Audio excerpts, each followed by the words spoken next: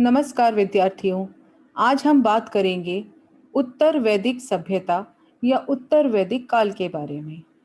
इससे पहले वीडियो में हमने वैदिक सभ्यता या वैदिक काल के प्रथम चरण की बात की थी और आपने ये जाना था कि किस तरह वेदों की सभ्यता को दो भागों में बांटा गया है। ऋग्वेद से संबंधित या उस काल की सभ्यता को वैदिक सभ्यता कहा गया है और उसके परवर्ती वेदों के काल को उत्तर वैदिक काल। तो आज हम उत्तर वैदिक काल के बारे में जानकारी प्राप्त करेंगे। उत्तर वैदिक काल 1000 से 600 ईसा पूर्व का काल है। ईसा पूर्व यानी ईसा के जन्म को एक मानक इकाई मान लिया गया है कि जिससे सभ्यता की शुरुआत यहीं से हुई है। तो जो भी घटनाएं ईसा से पूर्व हुई हैं उन्हें ईसा पूर्व कहा गया है और जो उसके बाद होती हैं उनको ईसवी कहा जाता है। अंग्रेजी में इसको पिछली ईसा पूर्व को एडी बीसी और ईसवी को एडी कहा जाता है। आजकल उसे बीसीई बिफोर क्राइस्ट एरा और एडीई कहा जाता है। तो उत्तर वैदिक काल का जो काल था वो ईसा से 1000 साल पहले से लेके 600 साल पहले तक के काल को हम उत्तर वैदिक काल कहते हैं। ये वो काल है जिस काल में सामवेद, यजुर्वेद और अथर्व वेदों की रचना हुई थी। ब्राह्मण ग्रंथों, आरण्यकों और उपनिषदों की रचना हुई थी। इस काल को उत्तर वैदिक काल कहा जाता है। अपने पिछले वीडियो में मैं आपको आरण्यकों और उपनिषदों के बारे में बता चुकी हूँ। जितने भी वेद थे उनके जो आलोचनात्मक ग्रंथ थे, जो टिप्पणियाँ थीं, उनके ऊपर जो विवेचना की गई थी वो ब्राह्मण ग्रंथों में मिलती है।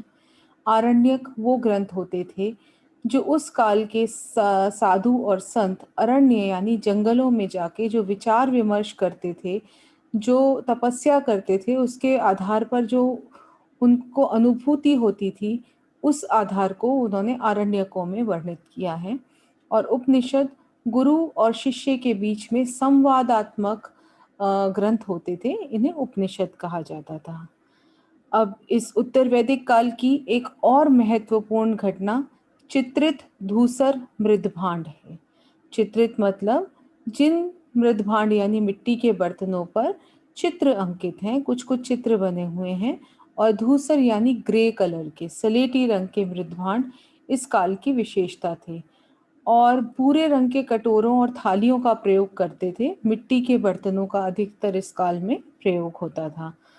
इस काल की प्रमुख विशेषता ये है, जैसे कि मैंने आपको वैदिक काल में बताया कि वैदिक काल के ऋग्वेद काल के जो आर्य थे वो कई प्रकार की धातुओं से परिचित थे, जिसमें हिरण्य यानी सोना, रजत यानी तांबा और रजत यानी चांदी और तांबा जैसे धातु शामिल थे। लेकिन वो लोहे से परिचित नहीं थे। लेकिन उत्तर वैदिक काल तक आते आते वो लोहे से परिचित हो गए थे। लोहे को अयस कहा जाता था और ये हथियारों का प्रयोग करते थे। 1000 ईसा पूर्व के करीब के जो पाकिस्तान के गांधार में कुछ लोहे के उपकरण प्राप्त हुए हैं और यहाँ पे जो कब्र प्राप्त हुई हैं उनमें मृतकों के साथ कुछ लोहे के उपकरण भी प्राप्त हुए हैं। और फिर धीरे धीरे इसका जो प्रचार प्रसार था वो गंगा यमुना के दोआब में होने लगा था। यानी अगर आप इसे देखें तो लोहे की खोज धीरे धीरे ईस्ट की तरफ बढ़ती चली गई और जैसे जैसे लोहे की खोज हुई आर्यों ने कृषि का प्रयोग आरंभ कर दिया और धीरे धीरे सभ्यता का विस्तार पश्चिम से पूर्व की ओर होने लगा। पहले जो सभ्यताएं सिंधु घाटी सभ्यता और जो भी नदी घाटी सभ्यताएं मिली थी उनका विस्तार पश्चिमी भारत की तरफ अधिक था, क्योंकि वहाँ नदियों का प्रदेश था। धीरे धीरे हम पूर्व की तरफ जाने लगे। पहले गंगा जमुना के दोआब की तरफ सभ्यताओं का विकास हुआ उत्तर वैदिक काल के दौरान और बाद में मगध तक आते आते हम पूर्व यानी बिहार और बंगाल के जो भाग हैं उन तक हमारा प्रचार प्रसार हो गया है। अब जो उत्तरी दोआब में चित्रित धूसर मृदभांड मिले हैं उनके जो 4 प्रमुख स्थल हैं उसमें अतरंजी खेड़ा, हस्तिनापुर, जखेड़ा और नोह। और अतरंजी खेड़ा में लोहों के उपकरण के साक्ष्य मिले हैं और जैसा कि आपसे पहले चर्चा की जा चुकी है, लोहे के लिए लौह अयस और कृष्ण शब्द का प्रयोग किया गया है। कृष्ण यानी काला और अयस यानी क्योंकि लोहा अयस्क से बनता है। अब इस काल के आर्थिक जीवन में क्या परिवर्तन हुआ? जो आर्य थे, ऋग्वैदिक काल तक आते आते ब्राह्मण और क्षत्रिय जातियों की प्रभुत्ता स्थापित हो गई थी और वो राज्य के करों से मुक्त थे। कर का जो भाग था अधिकांशतः वैश्यों से प्राप्त होता था, क्योंकि वैश्य जो थे वो जीविकोपार्जन के लिए या तो कोई व्यवसाय करते थे या कृषि करते थे या व्यापार वाणिज्य करते थे। और वैश्यों को ब्राह्मण जो साहित्य है उसमें बलिकृत कहा गया है। बलि यानी कर देने वाला, कृत यानी करने वाला, यानी कर को पैदा करने वाला कहा गया है। और आय का 1:16 भाग जो था, यानी 1/16 भाग जो था, वो राजा को प्राप्त होता था। बाद में धीरे धीरे नियमित करों की प्रतिष्ठा हुई और इन करों को इकट्ठा करने वाले अधिकारी को भागदूद कहा जाने लगा। कभी कभी राजा के लिए विषमता शब्द का प्रयोग मिलता है और जो अंग्रेज इतिहासकार हॉकिंस ने इसका अर्थ जनता का भक्षक लगाया है। और इसके अतिरिक्त कृषि जो थी वो एक महत्वपूर्ण उद्योग था और कृषि की चारों क्रियाओं, जुताई, बुआई, कटाई, इन सब का उल्लेख शतपथ ब्राह्मण में मिलता है। ऐसे ही जो संहिताएं हैं जो कि वेदों के ऊपर टिप्पणियां हैं, उसमें काष्क संहिता में 14 बैलों द्वारा खींचे जाने वाले हल का उल्लेख मिलता है, जिससे पता चलता है कि आर्य लोग कृषि की कला में पूरी तरह से निपुण थे और कृषि से संबंधित सभी प्रकार की चीजों का वो प्रयोग करते थे। अथर्ववेद में धान का उल्लेख मिलता है। दो तरह के धान होते हैं, एक व्रीहि और दूसरा तंदुल। व्रीहि छिलके वाला चावल होता है और तंदुल जो है छिलका हटा के जो थोड़ा फाइन चावल होता है वो होता है। और वेदों में यव, जौ को यव बोलते हैं, उड़द, गन्ना, तिल इत्यादि का उल्लेख मिलता है। और वर्ष में दो फसलें उत्तर वैदिक काल में उगाई जाती थी। जो वाजसनेयी संहिता है उसमें गेहूं के लिए गोधूम, यव, व्रीहि, उड़द, मूंग, मसूर, तिल आदि की उपज का वर्णन किया गया है। तो इस प्रकार से इन सब अनाजों से आर्य जो थे वे उत्तर वैदिक काल के वो परिचित थे। शतपथ ब्राह्मण में सूकर यानी सुअर का वर्णन किया गया है और पशुओं में गाय, बैल, भेड़, बकरी, गधे आदि पशुओं को प्रमुख रूप से पाला जाता था। इस काल में कई जगह ऐसा भी उल्लेख मिलता है कि हाथियों को भी पाला जाता था। और अथर्ववेद में एकाध स्थान पर ऊंट गाड़ी का वर्णन भी मिलता है। और सोने और चांदी का महत्व था और उसके बाद जो सबसे महत्वपूर्ण धातु थी वो थी अयस यानी लोहा। और रजत के लिए रजत हिरण्य शब्द का प्रयोग मिलता है। और ऐसे कई उद्योगों का वर्णन शतपथ ब्राह्मण में मिलता है, जैसे कुलाल चक्र यानी कुम्हार का चाक। इस पे मिट्टी के घड़े, प्याले, तश्तरियां आदि इस चाक के ऊपर बनते थे। इसके अतिरिक्त भिषक जो था यानी वैद्य जो थे वो चिकित्सा शास्त्र में काम में आते थे और तंत्र मंत्रों का भी स्थान था। तो ये जो चीजें हैं ये यहाँ के आर्थिक जीवन को दर्शाती हैं। अब उत्तर वैदिक काल की सभ्यता में यज्ञ बहुत प्रमुख रूप से करे जाते थे और प्रमुख यज्ञों में राजसूय यज्ञ, अश्वमेध यज्ञ, वाजपेय यज्ञ, अग्निष्टोम यज्ञ इत्यादि यज्ञ होते थे। इसके अतिरिक्त प्रत्येक गृहस्थ के लिए तो जो बड़े बड़े यज्ञ थे, यानी अश्वमेध यज्ञ जिसमें एक अभिषिक्त घोड़े को छोड़कर राजा अपनी सीमाओं के बाहर छोड़ देता था और ये जिस जिस राज्य में से जाता था उनके पास दो ऑप्शन होते थे, या तो उस घोड़े को पकड़ के उस राजा से वो लड़ाई करें अथवा उस घोड़े को सम्मानित करके उस जो राजा जिसने इसे छोड़ा है उसकी जो प्रभुसत्ता है उसको वो स्वीकार करें। इसके अतिरिक्त वाजपेय यज्ञ, इसमें रथों की दौड़ के साथ साथ शौर्य का प्रदर्शन होता था। फिर अग्निष्टोम यज्ञ, इसमें सोम रस का पान किया जाता था और अग्नि को में पशु बलि दी जाती थी। तो ये तो बड़े पैमाने पे राजाओं के द्वारा किए जाने वाले यज्ञ थे।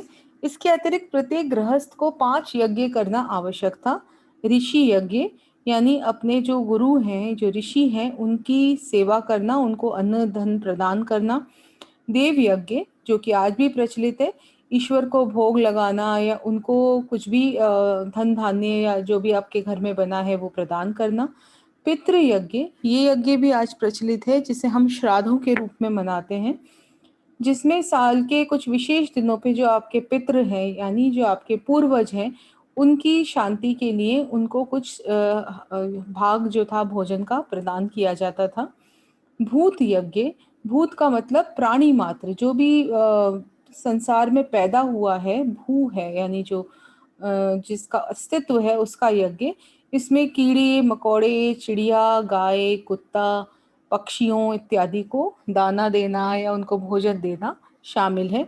और नृ यज्ञ, यानी मनुष्य को खाना खिलाना, चाहे वो ब्राह्मण हो, चाहे वो कोई भी भिक्षुक हो, चाहे द्वार पर आया हुआ कोई अतिथि हो। तो ऐसा माना जाता था कि प्रत्येक गृहस्थ को अपने जीवन में इन पांचों यज्ञों का पालन करना चाहिए। अब हम बात करते हैं उत्तर वैदिक काल के राजनीतिक जीवन के बारे में। जैसा जब आपको वैदिक काल के वीडियो में दिखाया था, राजा का उदय हो चुका था। राजा जैसी कबीलाई संस्कृति का जो नेता था वो राजा कहलाता था। राजा कर भी लेता था, राजा का पद वंशानुगत भी होता था ऋग्वैदिक काल में। लेकिन उत्तर वैदिक काल तक आते आते ये जो राजा की जैसी संस्था है वो और अधिक शक्तिशाली हो गई थी, राजतंत्र और अधिक सुदृढ़ हो गया था और बड़े-बड़े राजतंत्रों का उद्गम हुआ था। जिस तरह से ऋग्वेद में छोटे-छोटे कबीलों के राजा होते थे, अब इस समय साम्राज्यवादी राजतंत्रों का उदय हुआ। जो बड़े-बड़े राज्य होते थे, वो अपने सीमाओं का विस्तार करते थे, अपने राज्य को अधिक शक्तिशाली बनाने में बिलीव करते थे। और इसीलिए ऐसे शब्दों का जैसे साम्राज्य, भोज्य, स्वराज्य आदि, महाराज्य, अधिपत्य आदि राज्यों का उल्लेख हुआ है। जितने बड़ा राज्य होता था वो अपने लिए उतनी ही सुशोभित जो शब्दावली है उसका प्रयोग करता था। तो जो राजा है वो राजतंत्र का प्रमुख आधार होता था। उत्तर वैदिक काल तक आते आते राजा का पद जो था वो पैतृक हो गया था। राजा अब अधिक शक्तिशाली हो गया था, विशाल साम्राज्यों का स्वामी हो गया था, जिसके कारण उसकी शक्ति में अपार वृद्धि हो गई थी। और उत्तर वैदिक काल में राजा के जो साथ के कर्म कांड थे, जो उनकी जो ग्लोरी थी, जो उनकी प्रशंसा करने का तरीका था, अभिषेक करने का तरीका था, शान और शौकत और वैभव था, वो बहुत अधिक बढ़ गया था। अब सभा, जो सभा ऋग्वैदिक काल में सभा और समिति का जो सम्मान था, वो उत्तर वैदिक काल तक आते-आते कम हो गया था। जो ऋग्वैदिक काल में राजतंत्र था, उसमें राजा जो था, उस सभा और समिति के आधार पर अपना निर्णय लेता था, लेकिन अब राजा जो था स्वयं सक्षम हो गया था और वो खुद निर्णय लेने लगा था, जिसके कारण सभा और समिति, इन दोनों संस्थाओं का महत्व ऋग्वेद की तुलना में उत्तर वैदिक काल में आते-आते कम हो गया था। अब अगर बात करें हम न्याय व्यवस्था की, तो न्याय व्यवस्था का सर्वोच्च अधिकारी राजा होता था और उसकी सहायता के लिए और अधिकारी होते थे। जो गाँव में न्याय करता था, वो ग्राम्यवादिन नामक अधिकारी गाँव में न्याय करता था। इस काल में अनार्य जो जातियां थीं, जो आर्य नहीं होती थीं, उनको पणी या दास कहते थे। जो गौ मांस है उसको खाने का वर्जन था, उसके लिए मनाही थी। उत्तर वैदिक काल में सेनापति और पुरोहित जो थे वो राजा को शासन चलाने में मदद करते थे। और जिस जाति का सबसे अधिक महत्व था वो थी ब्राह्मण जाति, जिसको द्विज अर्थात दो बार जन्म लेने वाली जाति कहा जाता था। द्विज क्यों कहते हैं? एक बार तो जैसा सामान्य रूप से जन्म होता है वो, और एक बार जब यज्ञोपवीत होता है, यानी जब वो शिक्षा दीक्षा प्राप्त करने के लिए स्वयं को समर्पित कर देता है, तो कहते हैं इसका दोबारा जन्म होता है। ब्राह्मण, क्षत्रिय और वैश्य अलग जाति और जातियां थी। बाल विवाह की प्रथा नहीं थी। जीवन साथी को चुनने का पर्याप्त अवसर मिलता था। हमारा एक वीडियो है जो विवाह के ऊपर है, जो आप लोगों को से शेयर किया है। इससे आपको पता चलेगा कि विवाह के कई प्रकार के प्रकार थे, जिसमें आप अपनी पसंद का विवाह कर सकते थे। दहेज का भी प्रचलन था और वधु का मूल्य देकर विवाह करने की भी प्रथा उस काल में मौजूद थी। अथर्ववेद ऐसी कन्याओं का उल्लेख करता है जो अविवाहित रहती थी, यानी अविवाहित रहने का भी प्रचलन था। लेकिन अविवाहित होने को अच्छा नहीं समझा जाता था। महिलाओं के लिए तो खैर बहुत अच्छा समझा नहीं ही जाता था। अविवाहित पुरुषों को भी यज्ञों का अधिकार नहीं था और ये माना जाता था किसी भी व्यक्ति का जीवन तभी सफल होता है जब वो आगे संतानोत्पत्ति करता है और उसके लिए विवाह करना आवश्यक है। विधवा विवाह का प्रचलन के भी उल्लेख हमको तैत्तिरीय संहिता में मिलते हैं। अधिकांशतः विवाह जाति में ही होते थे, अर्थात सजातीय विवाह होते थे। लेकिन अनुलोम और प्रतिलोम तरह के विवाहों में आर्य और शूद्र, ब्राह्मण और क्षत्रिय, क्षत्रिय और वैश्यन जातियों के बीच में भी अंतर विवाह प्रचलित थे। स्त्रियों की जो दशा थी वो अभी भी ठीक थी। वे पतियों के साथ यज्ञ में सम्मिलित होती थी। याज्ञवल्क्य की पत्नी का उल्लेख मिलता है जिसका नाम मैत्रेयी था और वो परम विदुषी थी। उत्तर वैदिक कालीन आर्य समाज की स्त्री की घरेलू शिक्षा के प्रति भी सजग थे और अपने पिता के घर में जो लड़कियां थी उनको पाक शास्त्र की शिक्षा दी जाती थी। धीरे धीरे समाज में स्त्रियों की दशा में गिरावट आई। अथर्ववेद में ऐसे कई जगह उल्लेख मिलता है कि पुत्री के पैदा होने पे ज्यादा प्रसन्नता नहीं है और मैत्रेयी संहिता में मनु की 10 पत्नियों का उल्लेख है जिससे पता चलता है बहुपत्नी विवाह प्रचलित था। लेकिन फिर भी स्त्रियों को पर्याप्त शिक्षा दी जाती थी। वे उत्सवों और धार्मिक समारोह में भाग ले सकती थी, लेकिन उनके राजनैतिक और आर्थिक जो अधिकार हैं वो कम हो गए थे। उनकी सामाजिक और धार्मिक प्रतिष्ठा भी यदि हम ऋग्वेद से तुलना करें तो कम हो गई थी। लेकिन फिर भी पर्दा प्रथा और कई तरह की जो कुप्रथाएं थी उनका प्रचलन अभी भी आर्यों में नहीं था। अब खान और पान की बात करते हैं। आर्य जो थे खान पान के शौकीन थे। क्षीरोदन यानी जिसे खीर कहा जाता है, दूध को चावल में पकाया जाता था और दूध को तिल में पकाकर तिलोदन बनाया जाता था। गेहूं, चावल और अन्नों को पीसकर पिष्ट यानी पेस्ट बनाते थे। उत्तर वैदिक काल के कुछ जातियों में मांसाहार भी प्रचलित था। गाय, बैल का, बकरी का, भेड़ इत्यादि का मांस जो था विशेष रूप से खाया जाता था और पीने वाले पदार्थों में सोम रस को बहुत उत्कृष्ट समझा जाता था और ये देवताओं को भी अर्पित किया जाता था। मनोरंजन के लिए घुड़दौड़, रथ दौड़ और आखेट करना प्रचलित था। इस काल में पासे अथवा चौपड़ का खेल बहुत लोकप्रिय था। संगीत का और नृत्य का महत्व था। पुरुष के साथ साथ स्त्रियां भी गायन करती थीं और वेदों का जो एक प्रकार सामवेद है वो गाने योग्य ऋचाओं का संकलन है, साम गायन कहलाता है। और वाद्य यंत्रों में वीणा यानी सितार जैसा जो यंत्र होता है, शंख इत्यादि का उल्लेख प्राप्त होता है।